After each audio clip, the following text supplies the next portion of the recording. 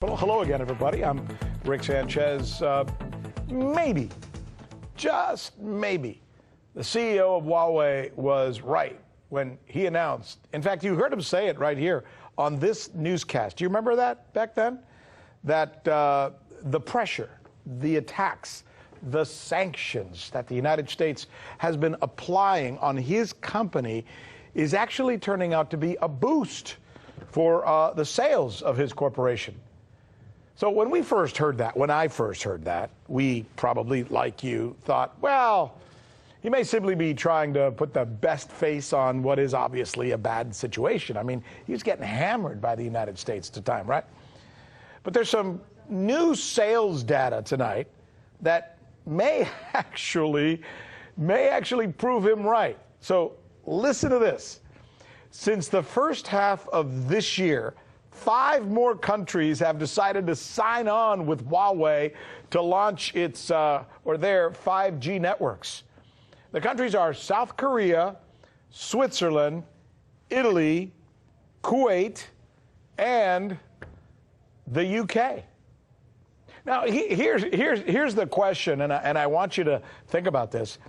Given that our leaders have been on a worldwide initiative to convince countries to not deal with Huawei, in essence, to shun Huawei, does this new sales data reflect the respect that many countries have for Huawei's technological capability? Or does it signal something else? Does it signal that perhaps the United States' global influence is waning, at least when it comes to this issue? You want to hear what the founder of Huawei says about this? Because this is kind of interesting. I think you're going to like this. Here's what he told our colleagues over at the BBC in an interview earlier this year. Take a listen to this. There's no way the US can crush us. The world needs Huawei because we are more advanced. Damn, huh? Sounds almost Trumpian.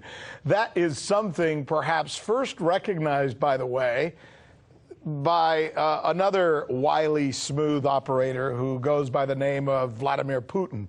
See, almost immediately after, think about this, think of the timing, right?